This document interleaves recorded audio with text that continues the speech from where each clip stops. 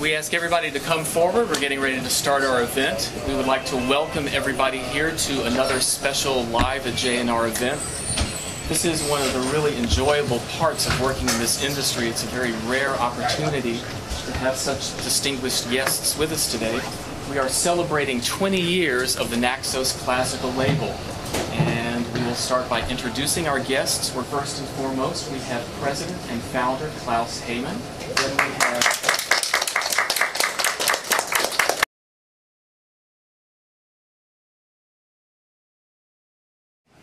Well, when we started, I never thought we would still be alive 20 years later, much less that would thrive the way we are thriving. So that's a very simple answer. It's as surprising to me as it is to our competitors. The division developed over time. In the beginning, it was just a commercial opportunity to sell CDs at the price of LPs in the Far East. And the vision of expanding the catalog, access to classical music, education, offering platforms to young artists and composers, that developed over time. So eventually built up a roster of very interesting talent. And of today, we basically almost anybody would like to record for Naxos. You know, we are in a way the last man standing, and standing firmly.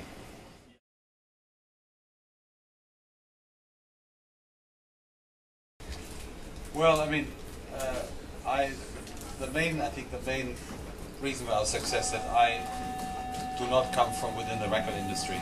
I'm a complete outsider. I think that's a big plus. So I didn't have any of the bad habits, the big spending habits, and we just ran. I mean, although I love music, but I ran it like a business. In other words, we didn't spend more than we could make, and I must say, in the 20 years, every year we made a profit. And so we know exactly how much each project is going to cost us, and we have a pretty good idea how many we got to sell. I would say plus minus 10%. We can really project sales of a title today. There are a few wonderful surprises, you know, where we say, oh, we thought maybe we can sell 5,000, 10,000, where we sold 50,000 or 75 or 80,000.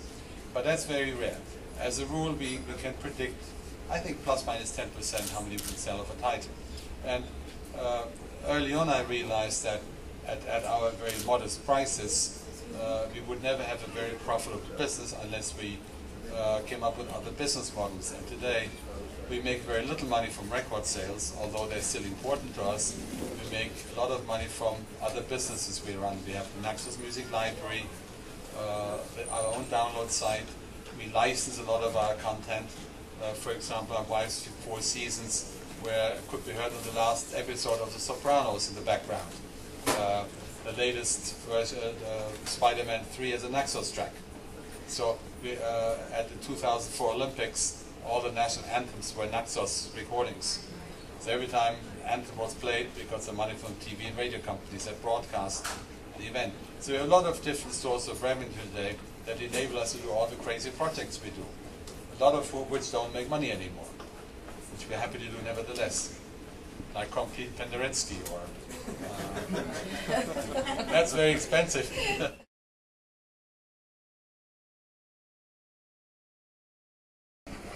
We made sure we worked with the best people, and Ward Marston and Mark Oberthorn are probably the best in the industry. And what I like best are the restoration of the EMI LPs, where the critics said our restoration of the Colors Tosca is better than what EMI got out of the original masters. So, but also in the early days of the label, our sound wasn't always the greatest, because the sound very often depends on the venues in which you can record. In the early days, we didn't always record in the best venues. Nowadays, we always make sure we have good recording venues, which cost more money to rent. That's one issue. And then in 1995, we set up our own quality control studio in London, which became also a production center. And from then on, the technical quality of the recordings has risen very steadily.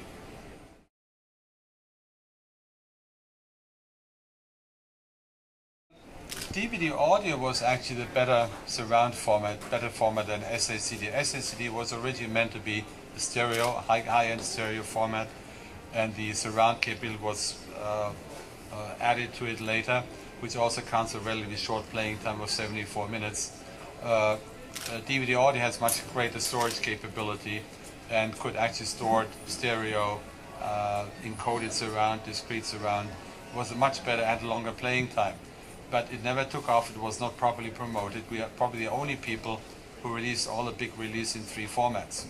And I'm afraid that SACD is also, so DVD audio is dead, and SACD audio is not exactly thriving either.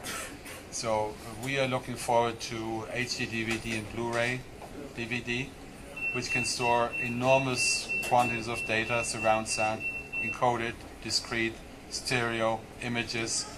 We are also looking to add more video content.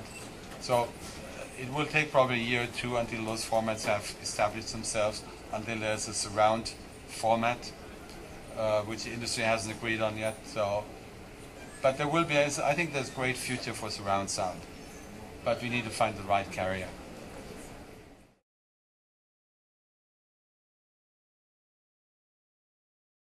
Well, in the beginning I remember when we planned the first 100 releases, I took a catalog and marked everything that had been recorded more than 10 times. That was the A&R policy of the first 2 or 3 years. And then as we started to plan more long term, we started to plan complete cycles. And as long as it was standard repertoire, I knew enough to plan everything myself. Now we have input from many different sources. I don't know much about early music, so we have people who advise me on early music.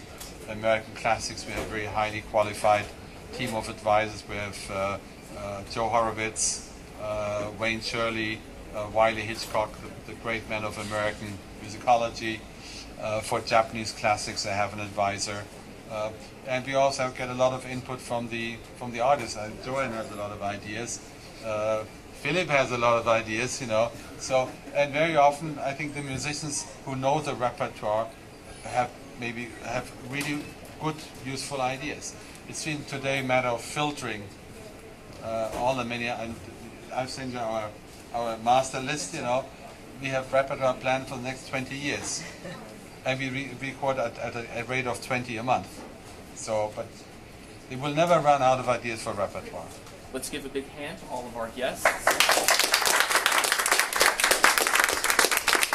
Incidentally, if anybody has a private question, feel free to ask. Quick questions.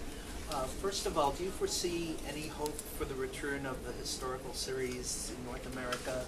Okay, but the historical, you have to talk to your congressman, all of you, and make them come up with a better copyright law. Because the American people are the only people who can enjoy those recordings. But you have to talk to a congressman or to a senator, and if you can create a wave, maybe somebody will listen. I want to thank you personally for repertoire that isn't played to death by every orchestra in the world, and for unearthing composers who definitely deserve to be performed and are never performed. Well, so thank you.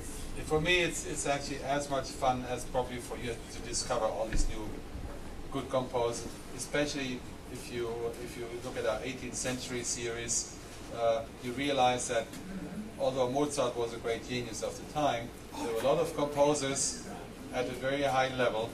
So he was a mountain peak from a rising very high plateau.